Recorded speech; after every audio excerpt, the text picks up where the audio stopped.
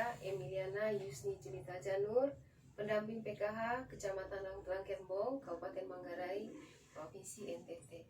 Hari ini saya akan memberikan simulasi tentang pemanfaatan bantuan sosial dalam pemenuhan gizi anak usia dini dan ibu hamil, yaitu untuk langkah 2, mengidentifikasi bahan pangan yang ada di lingkungan sekitar.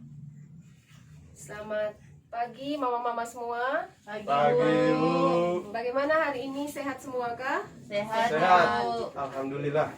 Oke, kita bertemu lagi pada pertemuan hari ini. Jadi sebelum kita masuk ke pertemuan hari ini, saya mungkin sedikit tanya tentang pengetahuan atau materi yang sudah disampaikan di pertemuan sebelumnya. Masih ingat tidak tentang apa? Tentang Bantuan sosial, sosial. Bu. bantuan sosial yang sudah diterima. Ya, Oke. Bu. Kira-kira bantuan yang mama-mama sudah terima selama ini dari Kementerian Sosial itu apa saja bentuknya? PKH, Bu. Sembako, Beras. apalagi Saya ada dapat BPJS. bantuan rumah, Bu. bantuan rumah. Mama siapa namanya? Mama Yelit, Bu. Mama Yelit. Mama Yelit sudah sampai ke bantuan perumahan. Puji Ya, Tuhan Bu. ya. Jadi semoga mama-mama yang lain juga nanti bisa seperti Mama Yelit, bisa dapat bantuan perumahan. Amin. Jadi hari ini kita lanjut lagi bagaimana pemanfaatan lingkungan sekitar terhadap pemenuhan gizi anak usia dini dan ibu hamil. Jadi ada tentang isi piringku. Jadi makanan yang dikonsumsi oleh anak usia dini dan ibu hamil itu harusnya mengandung apa saja? Ada yang tahu kah? Yang sudah pengalaman ikut posyandu mungkin, Mama Fitri, Mengandung karbohidrat, Ibu. karbohidrat, terus apa Protein lagi? hewani. Protein hewan, Nabati. apalagi? Vitamin sama mineral. Oke. Nanti kita bisa mengelompokkan yang menjadi karbohidrat itu apa, yang dikategorikan protein itu apa, yang vitamin dan mineral itu apa. Nanti kita lihat yang paling sering kita temui atau yang ada di dalam rumah dan di sekitar tempat tinggal kita. Jadi makanan sehat itu tidak harus dibeli di pasar, dibeli di toko yang mahal. Jadi bisa kita temukan di lingkungan tempat tinggal kita sendiri. Nah, jadi kalau misalnya karbohidrat itu biasanya dalam bentuk apa? Mungkin Ibu Yeli tahu. Nasi, Bu. Nasi. Terus apa lagi? Jagung. Jagung. Ubi, Bu. Ubi. Ubi. Apalagi? Sagu. Sagu. Sagu. Oke, terima kasih. Ada lagi? Gandum, Ibu. Gandum. Oke. Masih ada lagi? IBC? Pas, Ibu. Sudah. Ya. Ini yang sering kita temui di lingkungan sekitar, di tempat tinggal kita yang mudah kita peroleh dari halaman pekarangan yang ada di sekitar kita. Terus protein biasanya ada 2, protein hewani dan protein nabati. Nabati. Halo teman-teman, perkenalkan saya Emiliana Yusni Jelita Janur, pendamping PKH Kecamatan Langkerbong, Kabupaten Manggarai, Provinsi NTT. Hari ini saya akan memberikan simulasi tentang pemanfaatan bantuan sosial dalam pemenuhan gizi anak usia dini dan ibu hamil, yaitu untuk langkah 2, mengidentifikasi bahan pangan yang ada di lingkungan sekitar. Selamat pagi mama-mama semua. Pagi, Bu. Bagaimana hari ini, sehat semua kah? Sehat. Sehat. Bu. Alhamdulillah.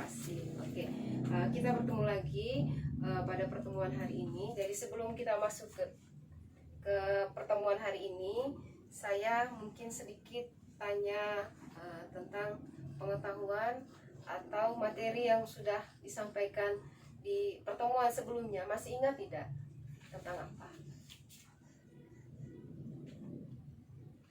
Tentang Bantuan bantuan sosial. sosial, Bu. bantuan sosial yang sudah diterima. Ya, Oke. Bu. Kira-kira bantuan yang mama-mama sudah terima selama ini dari Kementerian Sosial itu apa saja bentuknya? PKH, Bu. Sembako, Beras. beras, apalagi Saya ada dapat BPJS. bantuan rumah, Bu. bantuan rumah. Mama siapa namanya? Mama Yelit, Bu. Mama Yelit. Mama Yelit sudah sampai ke bantuan perumahan. Puji Ya, Tuhan Bu. ya. Jadi semoga mama-mama yang lain juga nanti bisa seperti Mama Yelit, bisa dapat bantuan perumahan. Amin. Jadi hari ini kita lanjut lagi bagaimana pemanfaatan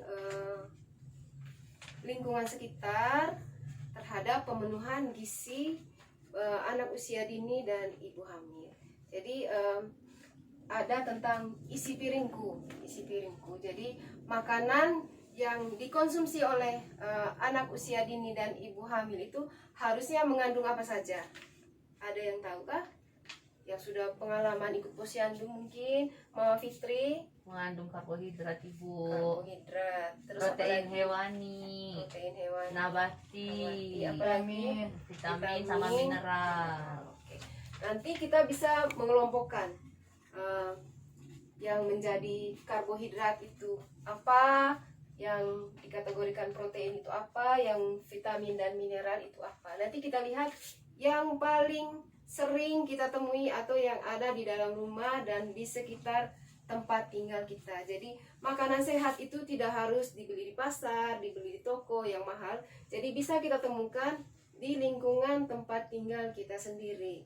Nah, jadi kalau misalnya karbohidrat itu biasanya dalam bentuk apa? Mungkin Ibu Yeli tahu. Nasi, Bu. Nasi. Terus apa lagi? Jagung. Ubi, Bu. Ubi. Ubi. Apa lagi? Sagu. Sagu. Oke, terima kasih. Ada lagi? Gandum, Ibu. Gandum. Oke. Masih ada lagi? Ibelsi. Pas ya, Bu. Sudah. Iya.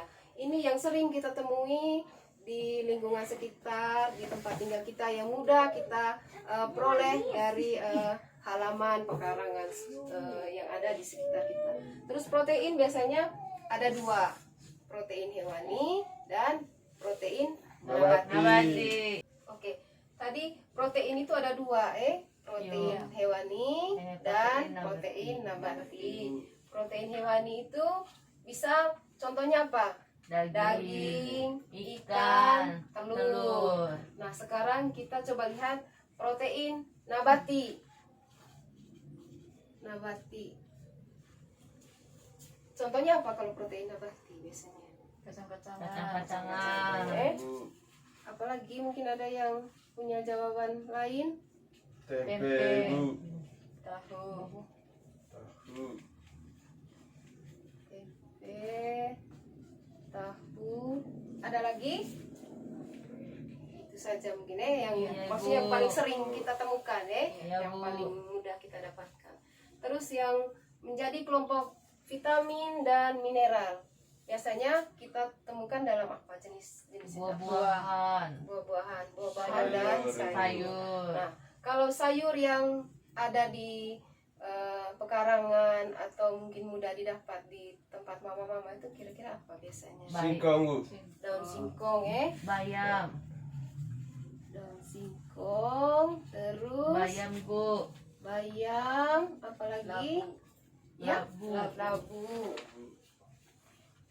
Apalagi? Picai, Bu. Picai, sawi biasanya. Sawi. Iya, Bu. Sawi. Oke, kalau buah-buahannya yang ada di sekitar mama-mama itu biasanya apa? Pisang. Pepaya.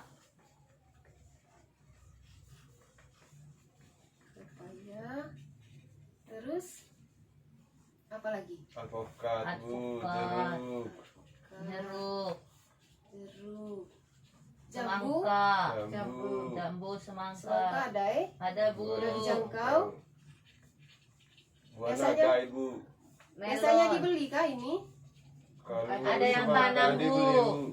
Ada yang biasanya oleh-oleh. Iya, Dari Bu. naga, Nah, jadi manfaat bansos itu untuk memenuhi kebutuhan gizi ibu hamil juga anak-anak usia dini. Jadi kalau misalnya dari bansos itu biasanya dapat beras, telur, apalagi Kacang-kacangan. Jadi kalau beras itu dia memenuhi kebutuhan karbohidrat.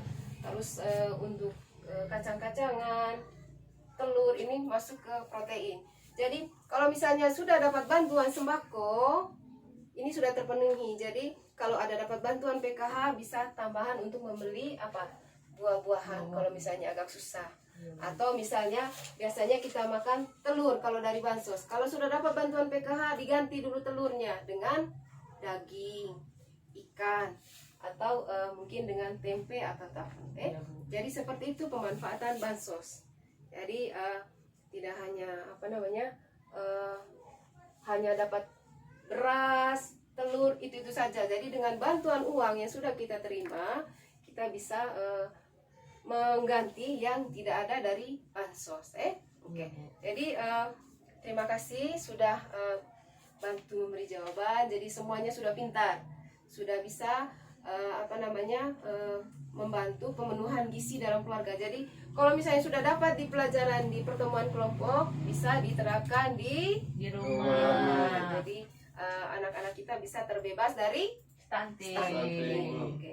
Jadi pemenuhan kandungan gizi bagi anak-anak balita dan ibu hamil itu adalah wajib hukumnya. Jadi ini dalam rangka kita mengurangi angka stunting di Indonesia. Jadi itu yang perlu kita ingat selalu.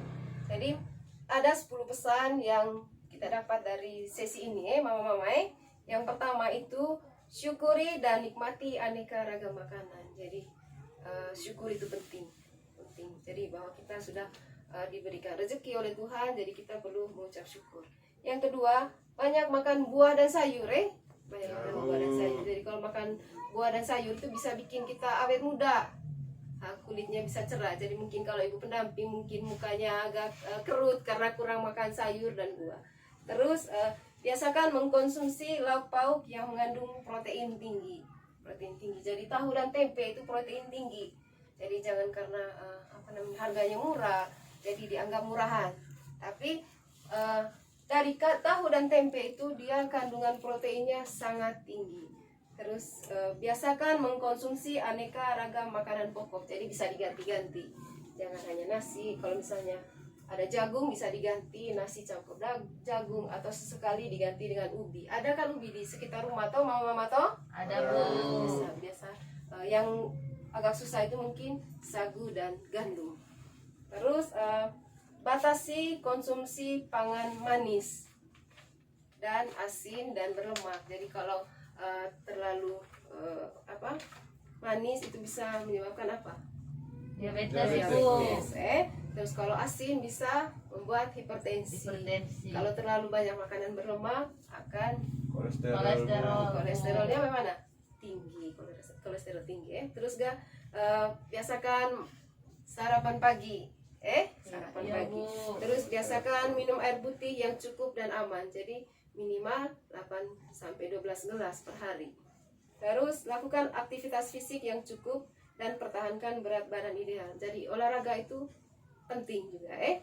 Terus biasakan membaca label pada kemasan pangan. Jangan sampai kita mengkonsumsi makanan yang sudah kadaluarsa atau sudah expired.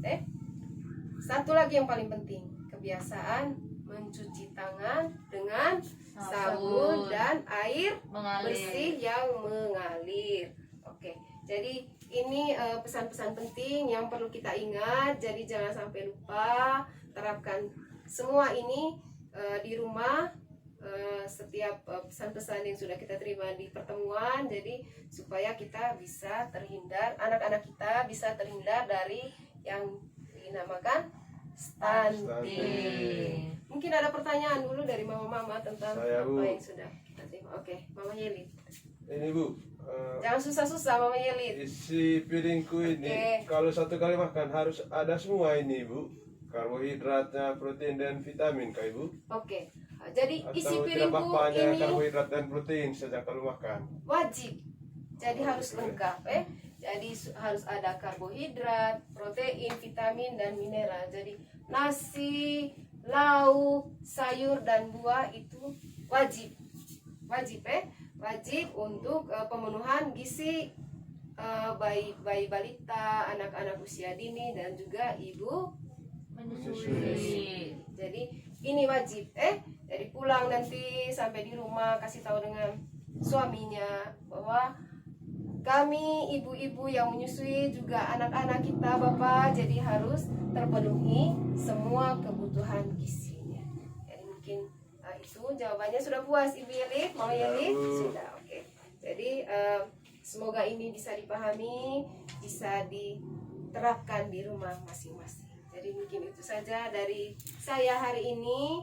Kita akhiri pertemuan hari ini. Terima kasih untuk kehadiran dan partisipasi dari mama-mama semua hari ini. Jadi kita ketemu lagi bulan depan untuk membahas hal-hal yang lain lagi. Terima kasih, selamat sore.